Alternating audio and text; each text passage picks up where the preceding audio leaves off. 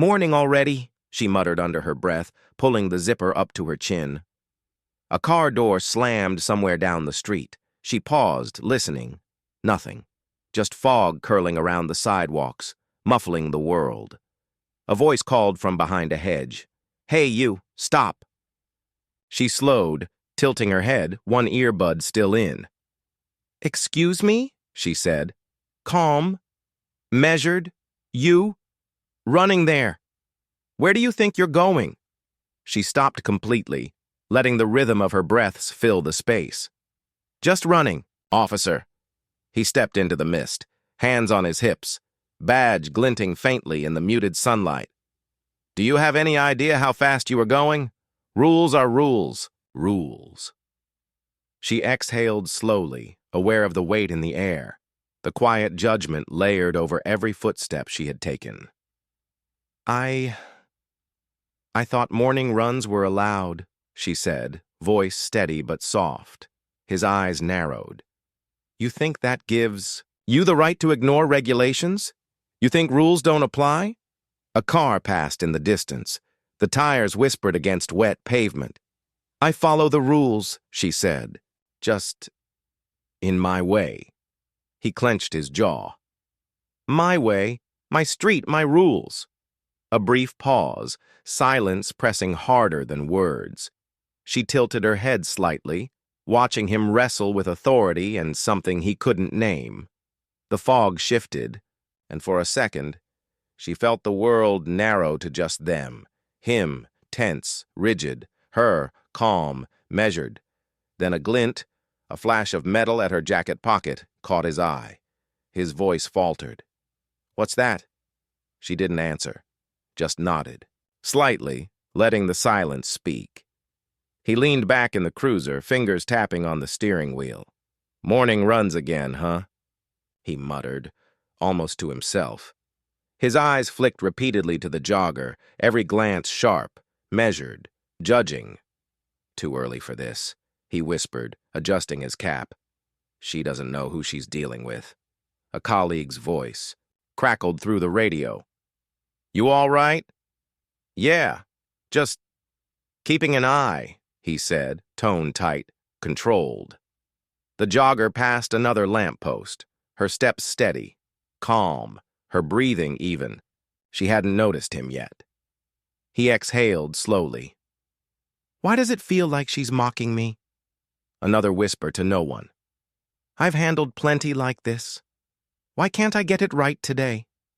His grip tightened on the wheel. Memories flickered.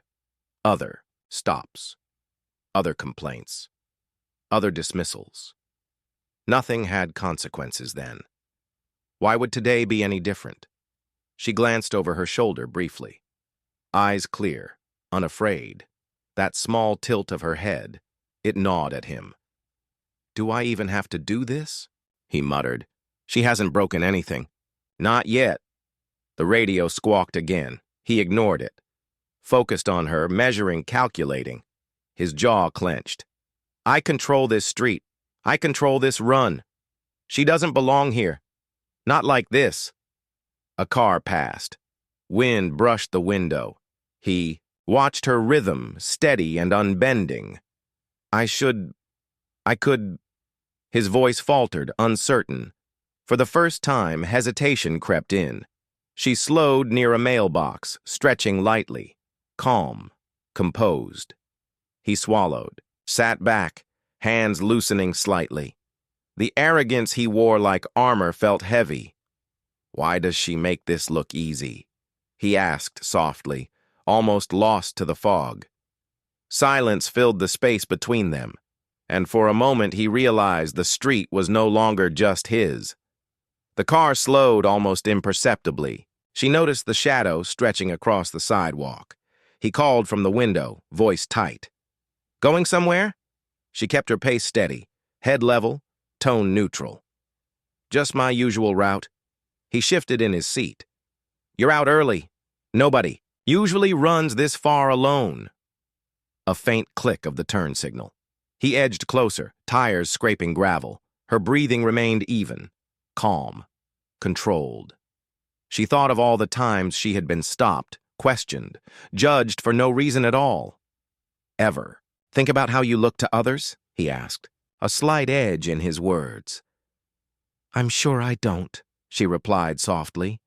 He laughed, low, forced. You don't get it. Rules are rules. Streets have boundaries. She didn't flinch. Boundaries for everyone? He opened his mouth, then closed it. His grip on the wheel tightened. A flash of impatience passed across his face. Another pause. The jogger glanced at him briefly, measured, unafraid. He could feel the calm weighing against him, eroding the certainty of his authority. You think you're untouchable? He whispered, almost to himself. I think everyone deserves respect, she said, voice steady, almost gentle. A horn honked down the street. He flinched, hands shifting on the wheel. The fog thickened, enveloping them both. Silence pressed harder than words. Finally, he muttered, more to himself than to her. Why can't I just make it stop? She exhaled slowly, letting the quiet answer hang between them. No anger, no panic, just presence. And in that stillness, he realized, control was slipping, and nothing he said would reclaim it. He stepped out of the cruiser, boots crunching on gravel. Where do you think you're going? His voice cut through the fog, sharp, rigid, claiming control. She slowed, stopping mid-stride, head high, shoulders steady. Just running, officer. He leaned slightly forward. Rules are rules. Streets aren't for people like you to just run wherever. She didn't flinch. People like me? Her tone even, almost gentle but piercing in its calm. He hesitated, hands tightening at his sides. You know what I mean. She met his gaze directly. No, I don't. Maybe you should clarify. A distant car passed. Tires hissed. Against the wet pavement. He swallowed. I'm saying, you mean you can't just harass someone? She interjected softly. He blinked, surprise flickering, quickly masked by anger. Harass? I'm enforcing the law. You're misusing it, she said. Pause. Calm. And people are watching. He glanced around. A neighbor peered from a window, hesitant. His authority suddenly felt smaller, fragile. I control this street, he muttered, almost to himself. I make the calls. She tilted her head slightly, still composed. Control isn't the same as respect. Maybe that's what you're missing. His fists loosened, shoulders dropping slightly. Uncertainty crept in, thin and sharp. Now. You're slowing me down, he said, voice wavering, masking fear. I'm not slowing anything, she said quietly. I'm standing still. Watching. Waiting! He took a step back, breath shallow, eyes flicking between her and the fog-laden street. The weight of his arrogance collided with the first hints of public scrutiny. She exhaled, letting the silence stretch. No threat, no fear, just dignity. The street shifted around them, and for the first time he felt exposed. He rifled through, his pocket fumbling with the citation pad. Name, date. Just a minute, he muttered, irritation creeping into his voice.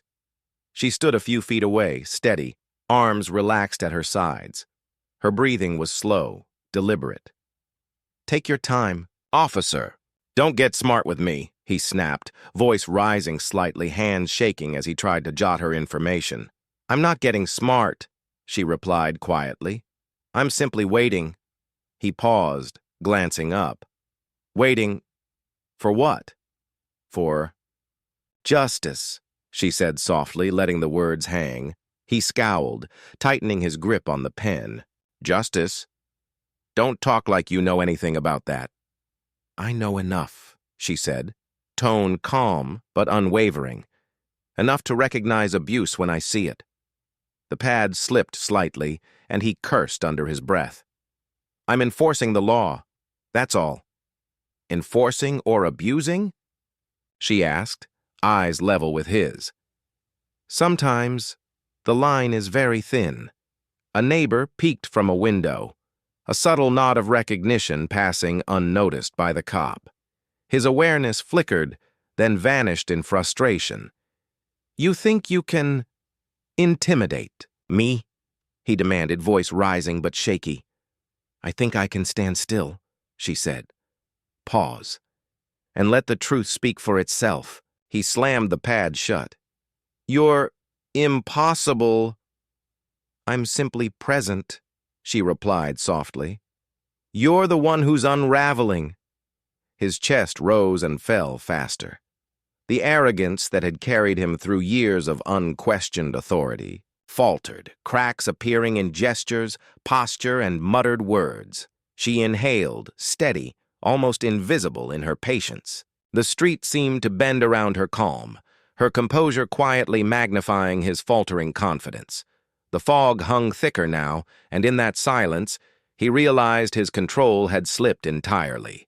He froze mid-gesture, eyes narrowing on a small glint, near her chest. What's that? He demanded, voice sharper, uncertain. She tilted slightly, letting the badge peek further, as if testing his perception. This? Her tone was calm, almost teasing.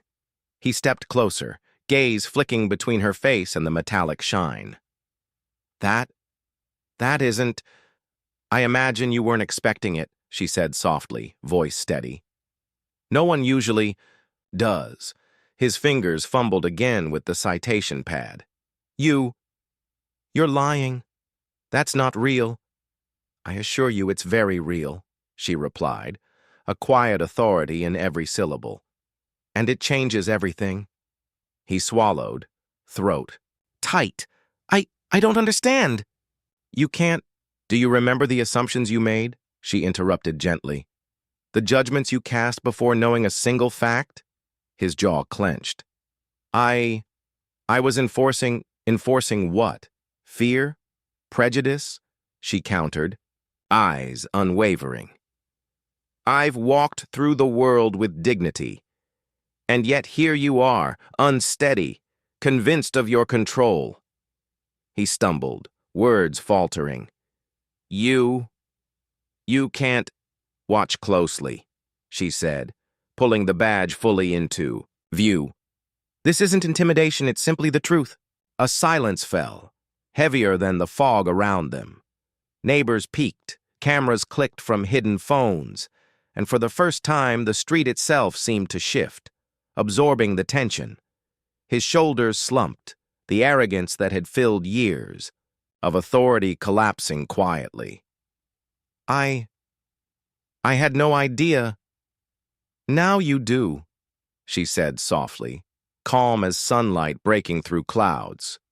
And that awareness is yours to carry. He stood still, stunned, as her composed presence filled the space.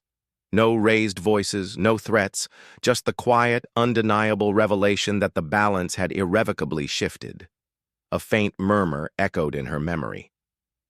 He's done this before. Nobody listens. The words repeated like a haunting refrain, as if the neighborhood itself remembered. She kept her pace, eyes forward, breathing steady. The past weighed heavily, but she carried it with quiet resolve. Inside the station, a detective leaned back, reviewing old reports. These complaints, they vanish, he muttered, flipping through yellowed pages. Internal affairs? Always closes them quietly. Another officer shook his head. Everyone's afraid. Nobody wants to stir trouble. He's untouchable. She remembered a morning months ago, filing yet another complaint. The clerk barely looked up. Next was all she heard. And at work, she thought, the recollection sharp. The whispers. Careful. She's pushy. My progress stalled at every turn, meetings postponed, my ideas dismissed. She slowed, absorbing the weight of accumulated indignities. Every subtle slight, every dismissed report, every sideways glance, it had all led here. Do you remember the Daniels case? The detective asked quietly to his colleague. She filed something similar. Nothing happened. Not a word. Her lips pressed together. The air felt thick, almost tangible with injustice, and yet she felt a shift. Eyes that once looked away were now fixed on her. Phones lifted subtly, recording. Murmurs no longer dismissed her. They carried awareness, curiosity, even concern. He had walked this street before with certainty, arrogance cradled in a badge. Today, the shadows of all those ignored voices hung between them. "He's untouchable," she whispered to herself. "Not anymore." The weight of the past gave her strength, a quiet fire. Every ignored complaint, every microaggression, every silenced witness. It all converged in this moment. She was no longer invisible. The balance of power teetered quietly, yet unmistakably. She felt eyes on her, fleeting but persistent, from behind curtains and half-open blinds. The fog thickened the distance, yet the silent attention was unmistakable. A neighbor muttered under his breath, "You know it's not right, don't you?" Another voice, barely audible, added, "Why's no one stepping forward?" She kept, moving, calm, breathing measured, letting the words and looks wash over her. She didn't need to respond. Her dignity spoke louder than any shout could. The officer adjusted his stance, frustration evident. "Do you have any idea what you're doing?" His voice carried authority but trembled just slightly. "I'm just running, officer," she said softly. Every syllable deliberate, quiet, yet carrying a weight that drew a subtle tension through the street. A car passed slowly, its occupants staring, then quickly averting their gaze. She sensed hesitation ripple through the community, curiosity, edged with fear. I should call it in," muttered another neighbor from a distance. His hand shook slightly, phone clutched tight. "But I can't." The officer's jaw tightened. "You think you can ignore me?" She exhaled slowly, letting the calm settle around her like armor. "I'm not ignoring you. I'm just moving forward." The murmurs rose and fell, soft, as wind through trees. "He always gets away with it," someone whispered. Another answered, "Not this time, maybe." Eyes lingered. Silence stretched longer than the words, a tense awareness that something unspoken had shifted. She kept, her pace, unbroken while he fumbled, the arrogance he wore like armor beginning to crack. No one intervened openly, yet the weight of public observation settled on him. Every stare, every whispered concern made the silence heavier, pressuring, judging, anticipating. For the first time, she felt the imbalance tilt ever so slightly. The streets watched, and their quiet presence was louder than any confrontation. She stopped at the corner, letting the morning fog thicken around her. Memories pressed close. Sideways glances at work, quiet murmurs when she walked past. Promotions, passed over as if invisible. "Maybe we should reconsider filing this report." An internal affairs officer's voice floated back from another time. She remembered the hesitation, the subtle avoidance of action that always protected him. "Why didn't you speak up then?" someone asked, a colleague in a flashback. I did. They just ignored it," she whispered, voice cracking. The present blurred with the past. The officer's sneer on Monday mornings, the casual dismissal of her ideas in meetings, the silent shake of heads behind closed doors, each small act a weight she carried alone. "You know she's not supposed to be here, right?" Another muttered, barely above a whisper. She felt their eyes linger, judging, assuming, categorizing. She kept her pace. "I'm here," she said softly to herself, a quiet defiance. He glanced at her again, fidgeting with the car door handle unsteady. "Do you have any identification? Maybe we should check." His voice faltered, uncertain. She gave him a steady look. "I've shown it before. I can show it again." The streets seemed to breathe around them. A neighbor peeked from a window. "This has happened before," they muttered under their breath. "Nobody listens." Her eyes didn't waver. "Some things don't need to be loud," she said, letting the words float in the chill air, heavy with truth. He shifted, the arrogance beginning to crumble. She felt the subtle acknowledgement of the injustice, though unspoken. The fog clung, softening the edges of the street, yet sharp enough to reveal the patterns of prejudice. Each microaggression layered upon another, forming a quiet storm. And for the first time, she sensed the imbalance was no longer entirely hers. To bear, the world around them, however silently, was watching. He stepped into the station, badge clipped tightly, posture rigid. Supervisors lingered near desks, their eyes flicking away when he passed.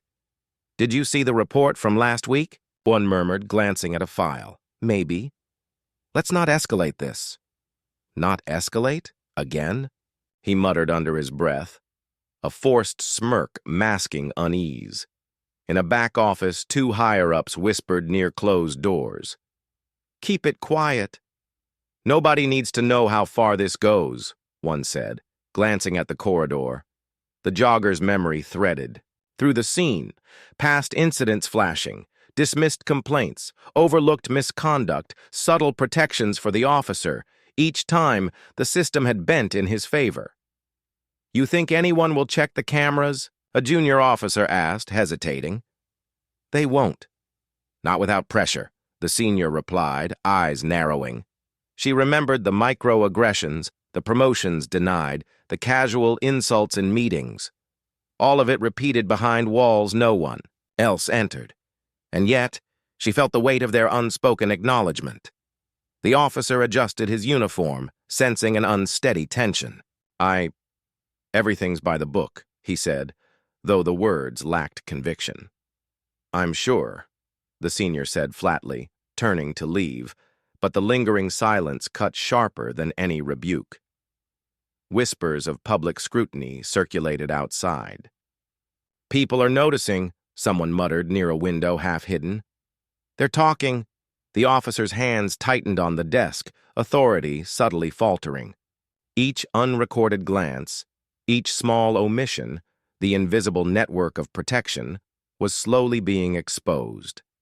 She exhaled quietly to herself, calm and measured, aware of every unspoken shift.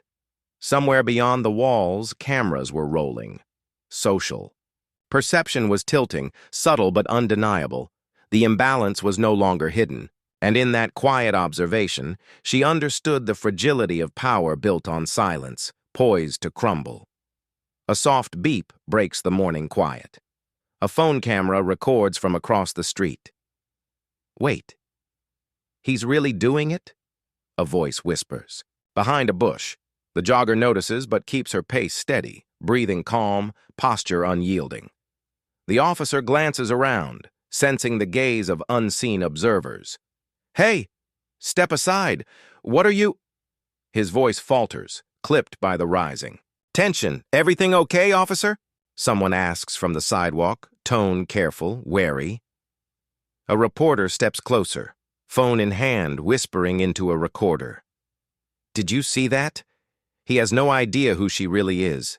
The officer swallows, hands tightening on the citation pad.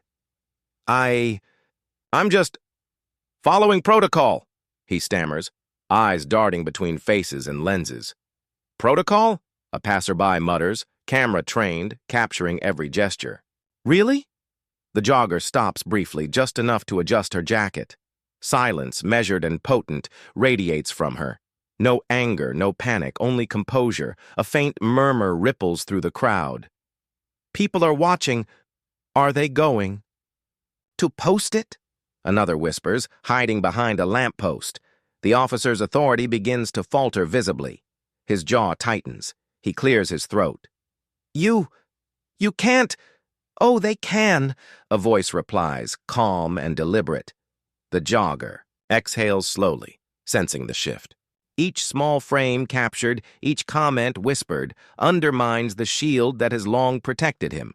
The camera phone becomes a silent witness, and the weight of history, privilege, and unchecked authority starts to crumble. She resumes her run, steady, composed. The officer stands frozen, authority unraveling in real time, the murmurs swelling around him, a viral echo no badge can control. A low murmur rises as the crowd shifts subtly. A woman at a nearby window leans back, shaking her head. "He's losing it," someone whispers from across the street. The officer notices a slight hesitation in those around him. "Why is everyone just staring? Move along!" he snaps, voice tight. A man on the corner mutters under his breath. "No one's moving for you." The jogger slows slightly, steady gaze forward. Calm radiates from her. Every measured step, a silent statement. A neighbor steps outside, phone still recording. This isn't right," she says quietly, eyes flicking toward the officer. "Keep your distance," the officer growls, shifting weight nervously. "Distance?" Another voice echoes, calm but firm. "Maybe that's the only thing keeping you upright?" He stiffens, hands trembling slightly as he glances at his colleagues, realizing some have begun to pull back. The jogger pauses, catching the subtle glance of a security guard from a nearby building. Nods barely perceptible, acknowledgement without words. Someone whispers behind a car, "Did you see how he flinched?" He knows. The officer sweeps a gaze over the street. Every diverted glance, every whispered comment chips at his composure. Neighbor leans from her porch, shaking her head. It's like everyone's watching now. No one's afraid. The jogger straightens, shoulders square, exuding quiet authority. Each small, unspoken interaction, the eyes avoiding him, the murmurs, the subtle distancing, pulls the veil from his arrogance. He exhales, visibly constricting, the street silent except for murmured commentary. The first ripple of accountability passes through the crowd, unspoken yet potent. Privilege wavers, tension thick, and the jogger moves forward, calm, resolute, as the community quietly acknowledges what has long been denied. The courtroom hums with quiet anticipation. Spectators shift in their seats. The air is dense with unspoken expectation. A lawyer leans toward a colleague, whispering, "He's going to regret underestimating her." The protagonist steps forward, posture straight, eyes steady. Each step echoes faintly across polished wood. A flash of memory flickers, dismissed complaints, subtle slights, and moments of quiet oppression. But she inhales slowly, composed, in command of her own narrative.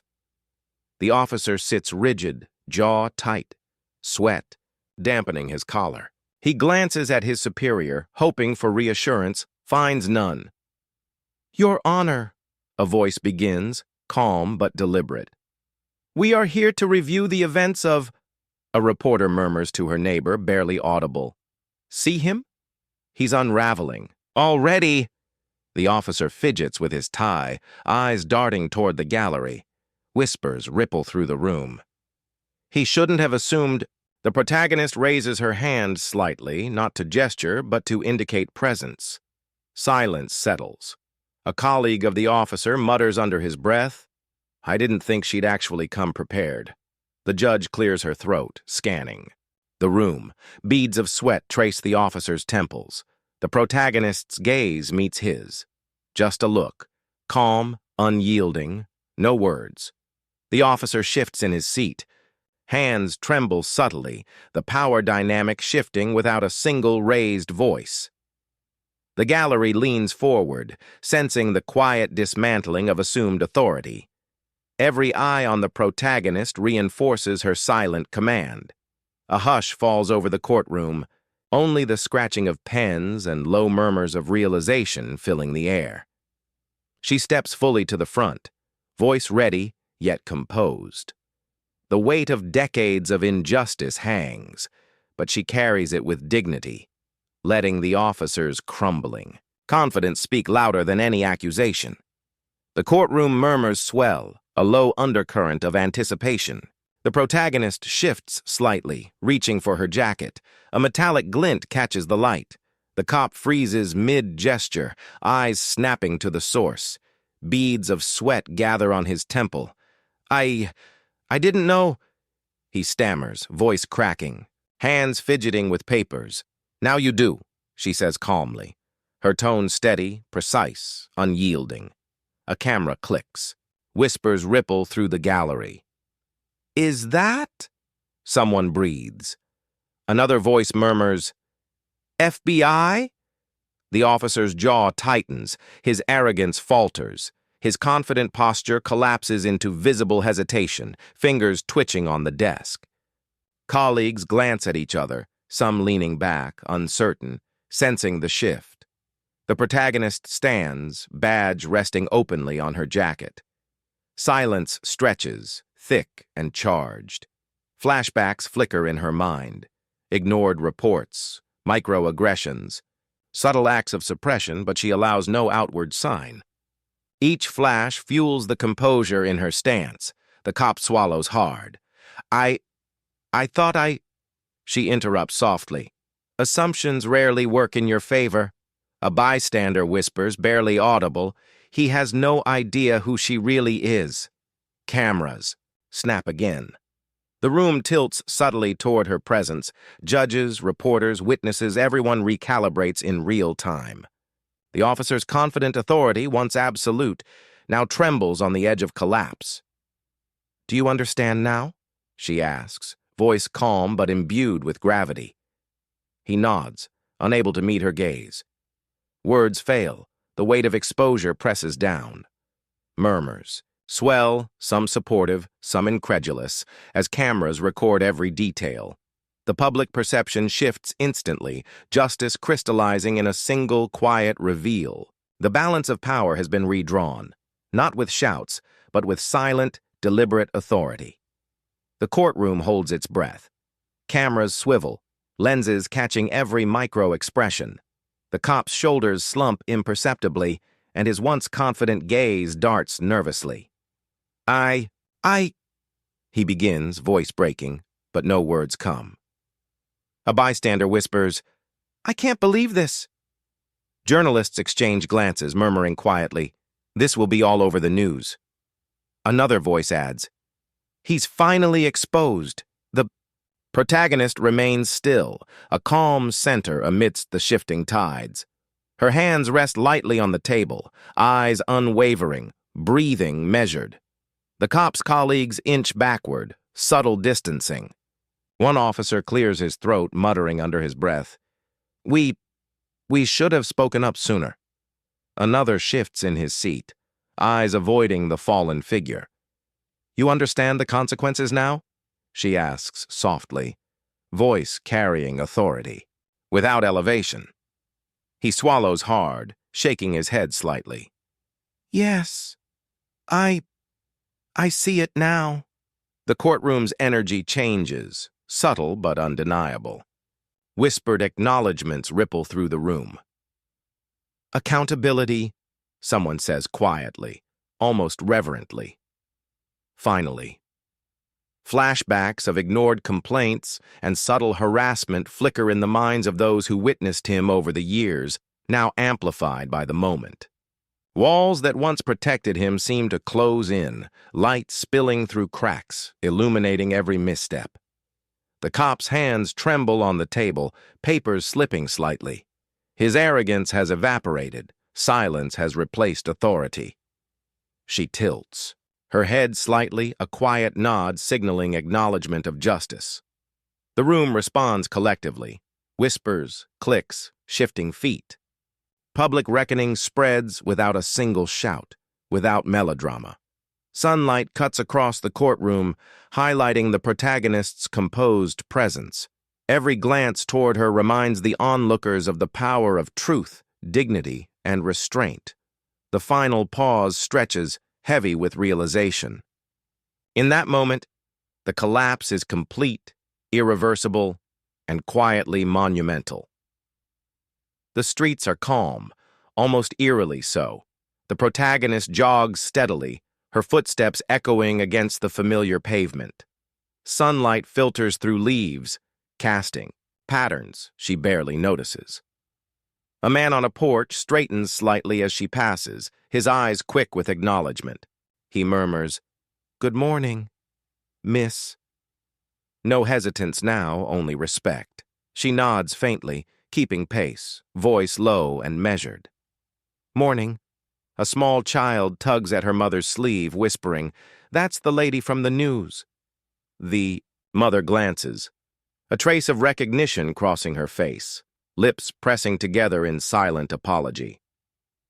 Her mind drifts briefly to old memories. The sideways glances in the grocery store, the whispered warnings from co-workers, the dismissals from officials. Each instance, once sharp and isolating, now feels distant, almost surreal. Passing the corner where a neighbor once sneered, she hears a quiet, "Sorry for before." She doesn't respond aloud, letting the words float through the air, acknowledgement. "Enough." She murmurs softly to herself, steady and calm. "Some things are meant to be seen." And now they are. The words hold weight, a quiet affirmation rather than a boast. Across the street, an old friend watches from a cafe window, eyes reflecting a mix of surprise and admiration. No clapping, no shouting, just recognition in glances, gestures, and small smiles. The air feels lighter here, less constrained by tension. Every subtle nod, every respectful pause from passers-by compounds the sense of slow societal shift.